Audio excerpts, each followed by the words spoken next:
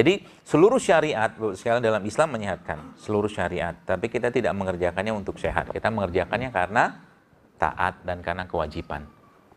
Jadi itu kata kuncinya. Tahajud itu sehatnya luar biasa. Ya, Anda kan nanti malam tahajud tuh. Nikmati tahajudnya. Ya, nikmati luar biasa. Supaya apa? Supaya kita merasakan. Jadi minta sama Allah, ya Allah berikan aku kenikmatan dalam ibadah kepadamu jauh lebih nikmat daripada makanan yang paling sehat ya Allah, paling enak. Minta kayak begitu. Jadi nanti tilawahnya kita gampang nangis, ya baca Quran itu gampang nangis. Kita sholat pun jadi gampang nangis, baca Al-Fatihah gampang nangis, gitu loh. Dikit-dikit tuh gampang nangis. Tapi nangisnya itu bukan nangis karena melo, karena cengeng, bukan. Tapi karena kedekatan kita dengan Allah, gitu loh. Jadi bahkan Umar ya radhiyallahu pernah mengatakan bahwa kalau engkau membaca Quran maka menangislah. Kalau engkau tak mampu menangis maka paksakan dirimu untuk menangis, kata Umar. Karena saking pentingnya kita untuk mengasah hati, dan asahan hati yang paling baik adalah dengan Al-Quran. Ya. Lagi jogging, ya nggak usah dengerin musik-musik apa itu kan yang apa bikin semangat gitu. Dengerin Quran. Ya. Lagi masak, dengerin Quran.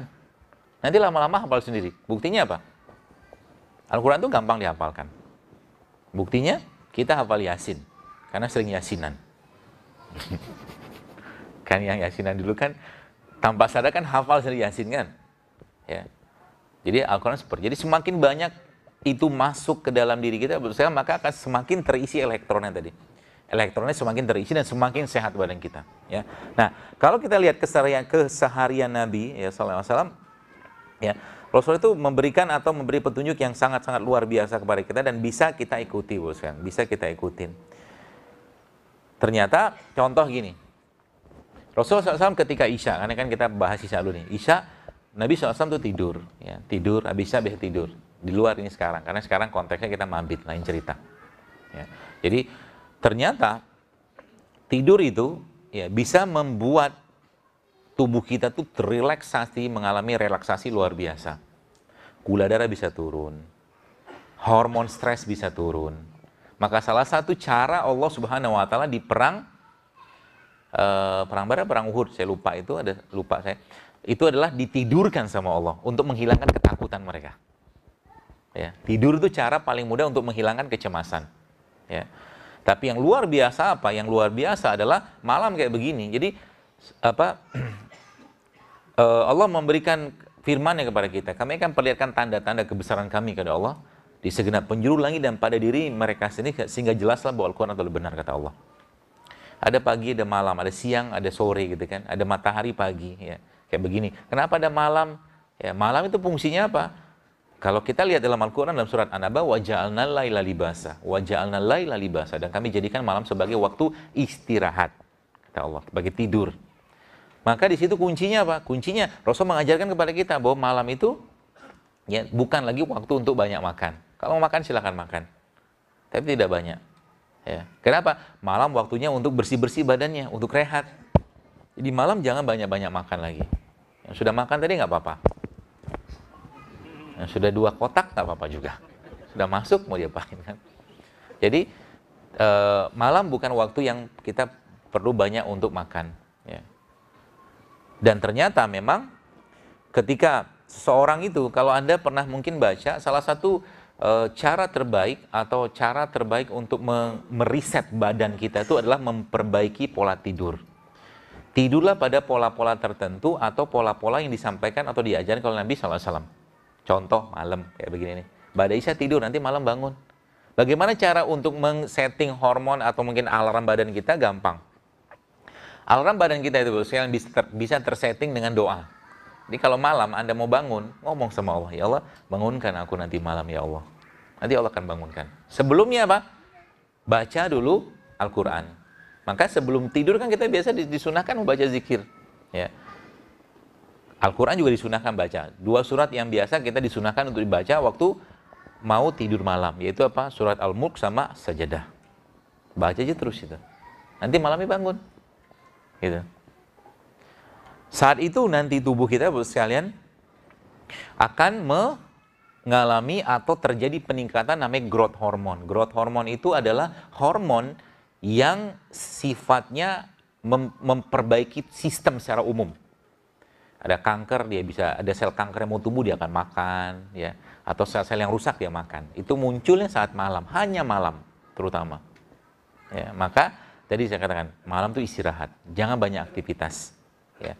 Jadi kalau yang misalkan kerjanya shift gimana? Tetap utamakan, usahakan malam itu bisa tidur. Jangan terus-terusan bangun. Ya. Kemudian apa lagi? Malam terjadinya penurunan suhu tubuh kita. Suhu tubuh turun malam hari.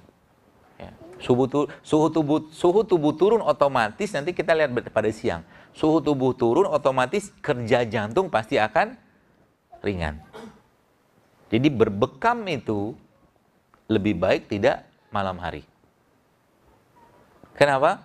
Karena bekam itu lebih mengeluarkan panas, ya, energi.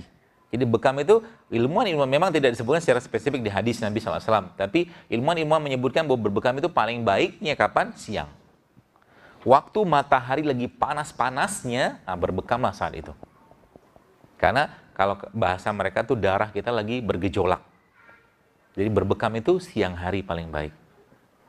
Ya, jadi kalau ada sesuatu yang disebutkan oleh Rasulullah SAW, maka ambil faidah atau fadilah di situ. Contoh, Nabi bersabda bahwa berbekam, ya ada yang mengatakan hadis sahih, ada yang mengatakan hadisnya hadis lemah. Tapi tidak apa-apa, kita pakai untuk urusan bukan ibadah nggak apa-apa. Tapi Nabi menyatakan bahwa berbekam pada tanggal 17, 19, atau 21 itu bisa menyembuhkan penyakit. Kata Rasulullah. 17, 19, 21 tanggal tahun Islam ya. Dengan sebelumnya kan kita dibersihkan dulu dengan 13, 14, 15-nya kita disunahkan untuk puasa Ayyamul Bid. Gitu. Jadi berbekam itu bagusnya saat siang hari paling bagus. Sebelum bekam ngapain? Tidur. Kan gitu kan? Maka ada sunnah qailullah kan. Ya, qailullah itu tidur siang.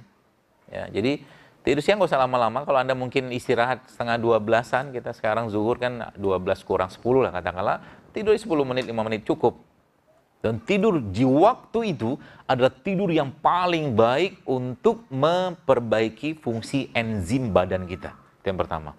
Secara syariatnya, secara syar'inya, maka Rasulullah menyatakan bahwa tidur siang adalah tidur untuk persiapan bangun malam. Jadi kalau mau bangun malam, maka tidurlah siang. Jadi kalau siang-siang itu Anda masih ada kesempatan tidur, tidur aja di musola sebentar.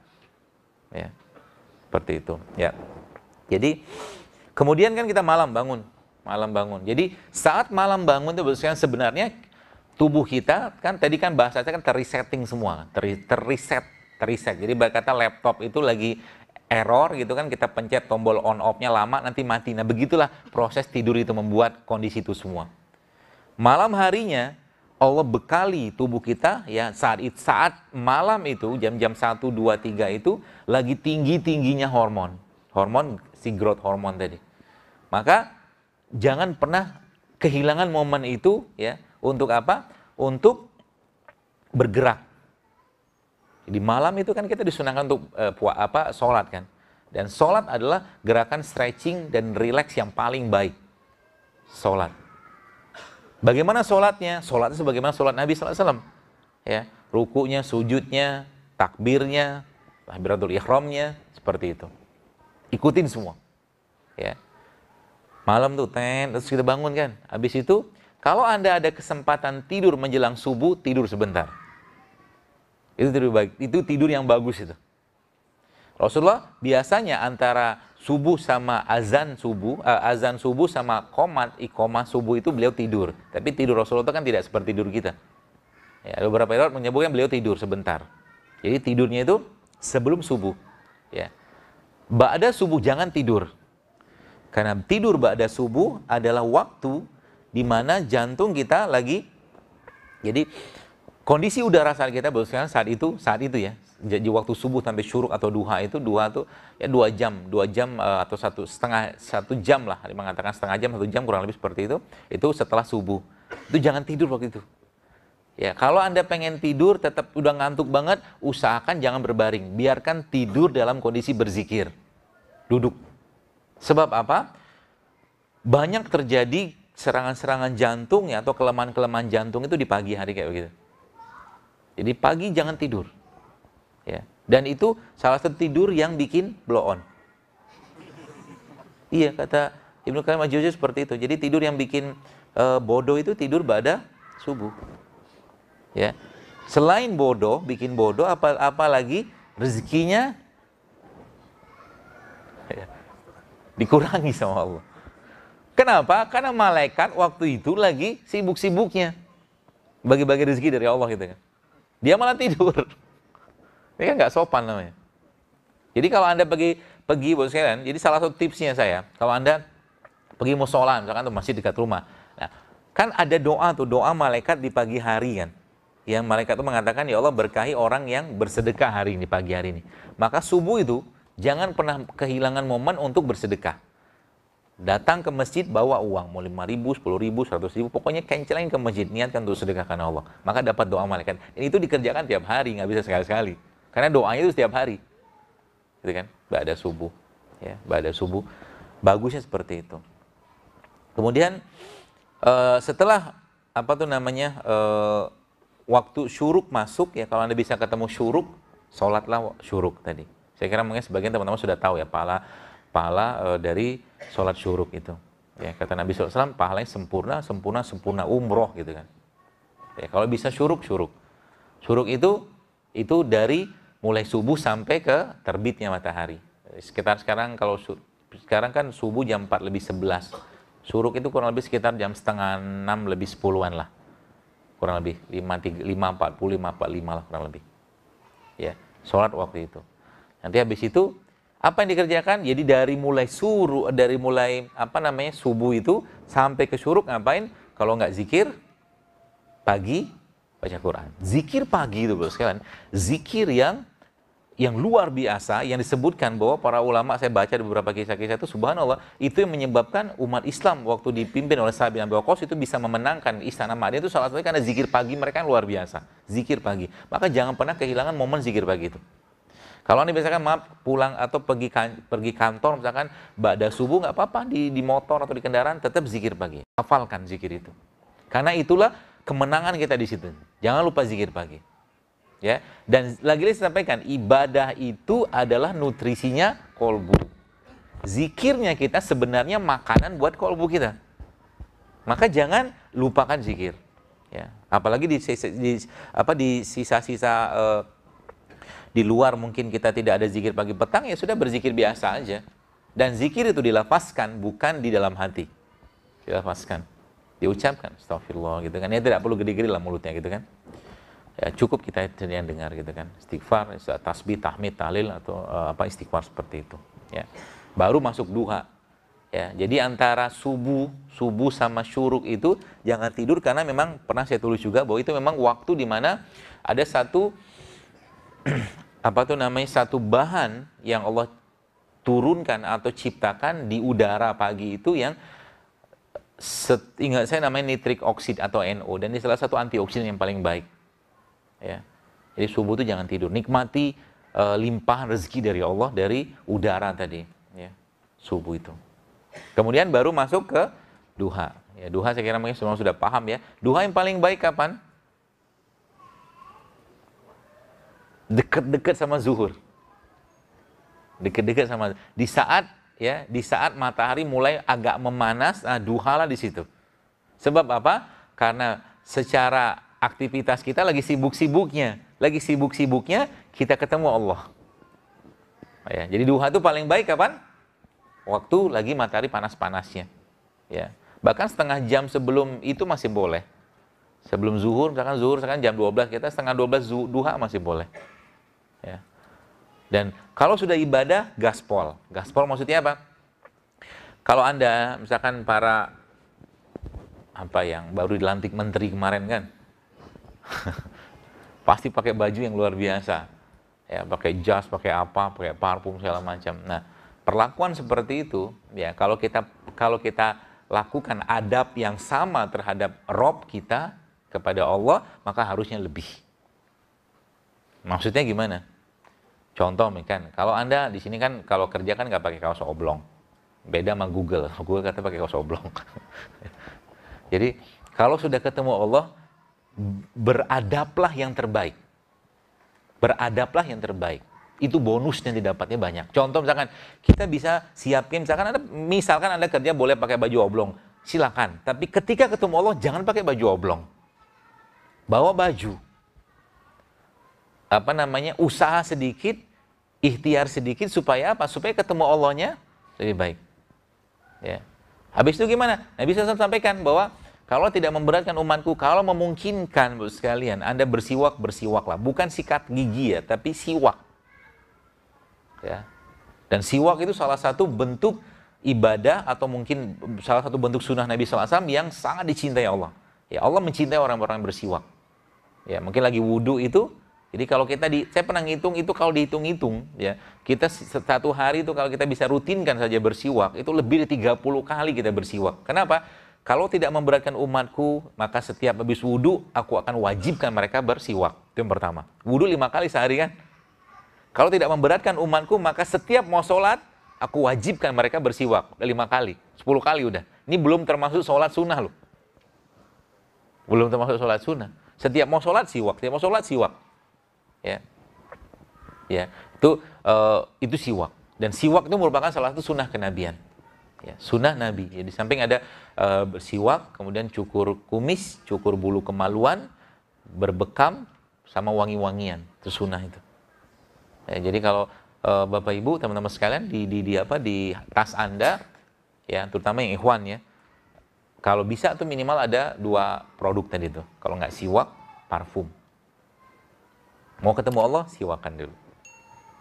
Parfuman dulu. Wangi-wangi dulu. Karena malaikat suka dengan wangi-wangian. Ya, seperti itu. Masuk kita sampai ke siang. Ya. Masuk siang di duha, aktivitas Nabi SAW seperti itu. Lalu siang ada namanya qailullah. Qailullah ini kalau kita, Bapak Ibu, teman-teman baca, di penelitiannya namanya power nap. Power nap itu tidur berkualitas. Ada yang mengatakan sebelum zuhur, ada yang mengatakan sudah zuhur. Tapi kalau kuliah dua-duanya bagus. Ya, kalau misalkan zuhur setengah 12 atau jam 12, maka setengah 12 tidur sebentar. Tidur sebentar. Atau nanti ba'da zuhur juga tidur. Jadi kalau kita lihat memang tadi tidur itu adalah proses mengistirahatkan enzim badan kita, tidur. Jadi kenapa ada malam? Karena memang malam itu adalah cara Allah untuk mengistirahatkan. Jadi sebenarnya kalau ada sekarang banyak orang misalkan dia makan ngantuk, habis makan ngantuk misalkan. Ya, habis makan mengantuk. Penyebabnya apa?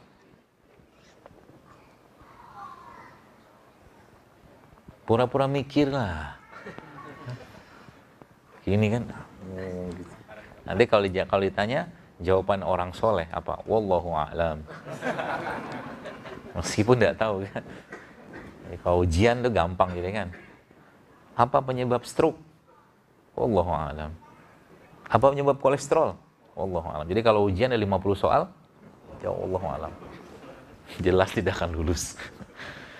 Jadi orang banyak habis makan tuh mengantuk, ya salah satunya adalah karena tubuhnya tidak bisa mengolah makanan tadi. Kalau tubuh tidak bisa mengolah makanan tadi, Bapak sekalian, maka tubuh istirahat dulu, bikin enzim dulu. Gitu sebenarnya. Jadi kalau Anda makan, maaf, misalkan ya, nasi yang ada minyaknya, mungkin santannya, gitu kan, plus gorengannya, plus lagi dengan gulanya, gitu kan. Biasanya kan habis itu ngantuk tuh. Biasanya, sebagian besar orang kan. Kan beda ceritanya kalau Anda makan karedok. Coba makan karedok. Biasanya nggak ngantuk. Kan sayur kan. Ya, dia masih banyak enzimnya. Atau Anda makan rujak. Seperti itu. Ya, maka dalam Islam memang disunahkannya, bahkan Ibnu Qayyim mengatakan bahwa salah satu sunnah kita ketika makan itu adalah makan buah terlebih dahulu. Jadi makan buah itu sebelum makan. Sederhana loh, tapi itu efeknya luar biasa. Ya, makan buah. Kemarin ada teman ada yang tanya, dokter bagaimana cara makan coto Makassar, enak kan? Ya, kalau yang suka biasanya suka makan itu. Gampang saya bilang. Kalau Anda makan coto, itu kan dikasih jeruk nipis. 1 mangkok tuh kan. Terus Anda minta air lah 2-3 gelas. Nanti jeruk nipisnya dimasukin situ, diperes. Minum segelas, 2 gelas, 3 gelas. Kenyang kan? Nah, pulang habis itu. Cara makan coto yang baik. Gitu ya. Sama juga kalau makan nasi Padang. Ya. Bawa buah dari rumah yang banyak, air putih gitu kan. Makan buah dulu di situ. Agak banyak makan buahnya. Nah, agak kenyang sedikit pulang. Nasi Padang yang dibeli kasih ke orang. Gitu. Gak apa-apa makan nasi Padang ya, silakan aja. Asal Anda kalori keluarnya sama. Itu aja sebenarnya. Ya bukan salah makanannya, sebenarnya masalahnya adalah sekarang kita makan tapi yang keluar kalorinya nggak ada gitu. Jogging jarang, olahraga jarang, naik tangga jarang. Ya, saya kira mungkin kalau teman-teman yang ngantor di lantai 5 gitu ya. Kalau misalkan saya ngantor di sini lantai 5, kemungkinan besar saya akan naik tangga tiap hari. Kecuali tanggal 20, lantai 20 nggak habis waktu nanti. Karena itu cara paling baik untuk bakar kalori naik tangga itu. Apalagi naik tangganya ngatur napas. Keren itu. Kalau nggak bisa naik tangga ngatur napas, maka jalannya ngatur napas. Ada tuh. Jadi jalannya itu, jadi dia setiap berapa menit kita bernapas. Napas biasa. Nanti berapa detik kita tahan. Tanpa sadar, jalan kayak begitu tuh akan menguatkan massa otot kita. Karena kondisi hipoksia pada otak, ya, kondisi hipoksia pada otak itu akan memunculkan growth hormone tadi. Kalau growth hormone muncul, Anda seperti orang binaraga. Gitu. Jadi lagi jalan itu, atur nafasnya. 2 menit, tek-tek jalan. Habis itu tarik nafas, henti nafas. Henti nafas, maksudnya Anda tahan nafas, maaf. Jalan dalam kondisi tidak ada nafas. Terus habis itu, ya itu tidak lama, paling 30 detik. Ya. Habis itu balik deh. Jadi Anda mulai ngatur nafas. Nanti apa yang terjadi lama-lama, nanti baca Qur'annya enak. Bisa panjang baca Qur'annya. Gitu. Ya. Jadi itu caranya seperti itu. Baik, jadi siang kemudian masuk lagi. Ada waktu yang kita nggak boleh tidur. Ada waktu yang kita nggak boleh tidur. Antara tadi, asar sama maghrib. Jangan tidur waktu itu. Karena itu tidur juga yang tidak baik, yang memang dilarang oleh Nabi SAW. Ya, secara organ juga tidak baik. Tidur di waktu asar ke maghrib. Mungkin begitu cukup, dan paling akhir semoga Allah kumpulkan kita lagi nanti di surganya, surga Firdaus tanpa hisab. Kita tutup aja dengan doa kepada Allah. Subhanakallahumma bihamdik asyhadu an la ilaha illa anta astaghfiruka wa atubu ilaik. Assalamualaikum warahmatullahi wabarakatuh.